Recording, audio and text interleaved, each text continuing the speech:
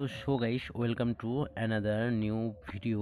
তো আজকে আবার একটা নতুন রচনা অর্থাৎ প্রবন্ধ রচনা নিয়ে চলে এসেছি। আর এই রচনাটা তোমরা 5 থেকে 6, 7 ও 8 পর্যন্ত লিখতে পারো। এই রচনাটা তোমাদের ছোটদের জন্য নিয়ে এসেছি। তো তোমার দেখা একটা মেলা, হ্যাঁ, তোমার দেখা একটা মেলা, এটা ছোটদের জন্য রচনা লিখছি। একবারে শর্ট, সহজ, সরল পদ্ধতিতে লিখছি এই রচনাটি। তোমার দেখা একটি মেলা। ওকে, আমি অন্তত আপনার চ্যানেলে সাবস্ক্রাইব করে নেবে। ওকে, তো তোমরা এখানে নানা রকমের রচনা দেখতে হবে, প্রবন্ধ রচনা, বড়দের থেকে ছোট, মাধ্যমিক, উচ্চ মাধ্যমিক। এইখানে যে রচনাগুলো দেবো, এই রচনাগুলো তোমরা যদি করতে পারো তাহলে তোমরা পরীক্ষাতে ভালো নাম্বার পাবে। তো চলো স্টার্ট করি। এরকমভাবে লিখেছি, দেখো রচনা, তোমার দেখা একটা মেলা, তোমার দেখা একটা মেলা। তাহলে মেলাকে বলা হয় মিলন প্রাঙ্গণ। বুঝতে পেরেছো? তাহলে মেলাকে বলা হয় মিলন প্রাঙ্গণ। মেলার কথার অর্থ হলো বহু মানুষের মিলন। তাহলে মেলার কথার অর্থ হলো বহু মানুষের মিলন। পূজা পার্বণ উৎসবকে ঘিরে বা কোনো অনুষ্ঠানকে কেন্দ্র করে মেলা বসে। তাহলে পুজো পার্বণ উৎসব নানা রকমের ঘিরেই তো আমাদের মেলাটা হয়ে থাকে। দেখো, যে কোনো জায়গায় মেলা হয় সেটা কোনো না কোনো কারণে হয়। সেখানে পুজো পার্বণ হোক, কোনো উৎসব হোক বা কোনো অনুষ্ঠান হোক, সেখানে কিন্তু মেলা বসে। আবার অনেক নদী মেলা আছে, দেখো অনেক নদীর ধারে কোনো মন্দির আছে, সেই মন্দিরের উৎসবের জন্য মেলা বসে থাকে। ঠিক আছে, সেইগুলোকে বলে নদী মেলা। তাহলে যেগুলো একটা নির্দিষ্ট দিনে বসে, সেগুলো একটা নির্দিষ্ট দিনে বসে। কোনো মেলা হয় একদিনে, কোনো মেলা হয় 2 দিনের, কোনো মেলা হয় 5 দিনেরও হয়।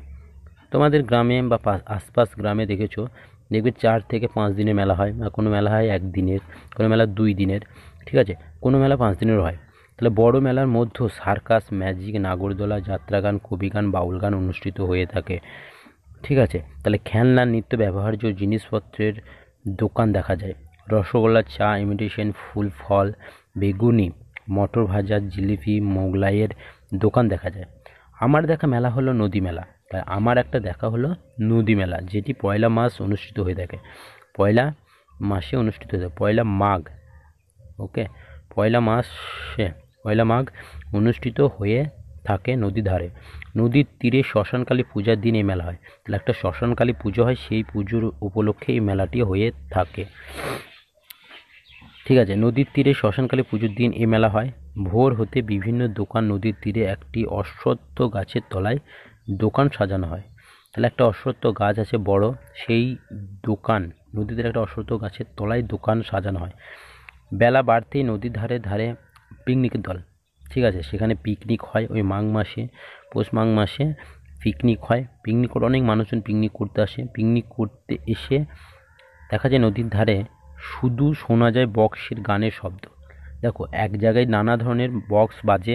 ওকে, পিকনিক করতে গেলে সেখানে বক্স হয়, সে বক্সের গানের শব্দ হয়। ঠিক আছে, বেশ এরকম তোমরা তুলে ধরবে রচনার মধ্যে। দেখবে তোমরাই নিজেরা এই রচনা, ছোটদেরকে বলি, তোমরা নিজেরাই লিখতে পারবে। তোমাদের ছেলেরা ছেলেরা মেলায় এক পাশে ঘুরে ওড়াতে ব্যস্ত থাকে। তাহলে যে ছেলেরা আছে তারা এক পাশে ঘুরে ওড়াতে ব্যস্ত থাকে। ঠিক আছে, অনেকে বলে ওটা ঘুড়ি ওড়ানোর মেলা। তাহলে অনেকে বলে থাকে এটা ঘুড়ি ওড়ানোর মেলা। তা অনেকের মুখে শুনেছি এটা ঘুড়ি ওড়ানোর মেলা। বিকেল বেলায় এই মেলায় ঠাসা ভিড় হয়। তাহলে বিকেল দিকে নানা রকম মানুষজন বাড়ির কাজকর্ম সেরে এই মেলায় এসে ভিড় জমায়। মানুষ অনেক কেনাকাটি করে। সন্ধ্যার দিকে সবাই বাড়ি ফিরে যায়। হ্যাঁ, সন্ধ্যার দিকে মেলা দেখে কেনাকাটা করে বাড়ি ফিরে যায়।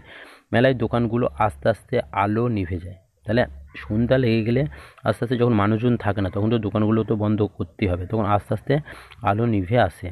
মেলাটি একদিনের হলেও মেলায় ঘিরে ঘুড়ি ওড়ানোর, পিকনিক করা, মেলার মধ্যে সকলের সাথে মজা করা মনকে ভীষণ আনন্দ দেয়। তাহলে একটা ছোট্ট রচনা, যেটা তোমরা ছোটরা লিখতে পারবে। ওকে, 5, 6, 7, আরও ছোট 4 লিখতে পারবে। ঠিক আছে, তো নেক্সট ভিডিও আমি নিয়ে আসবো বড় একটা মেলার, যেটা মাধ্যমিক, উচ্চ মাধ্যমিকও লিখতে পারবে। ঠিক আছে, ইম্পর্টেন্ট। তো চ্যানেলটি তোমাদের যদি ভালো লেগে থাকে রচনাটি, তো একটা কমেন্ট করে দেবে। আর চ্যানেলটা সাবস্ক্রাইব করতে ভুলবে না। তো subscribe my channel, like, comment, please comment করে জানাবে। আর তোমরা কী কী রচনা দেখতে চাও, তো ভালো লাগলে লাইক কমেন্ট করে দাও। ওকে, তো আজকের ভিডিওতে এখানেই, টাটা, বাই বাই।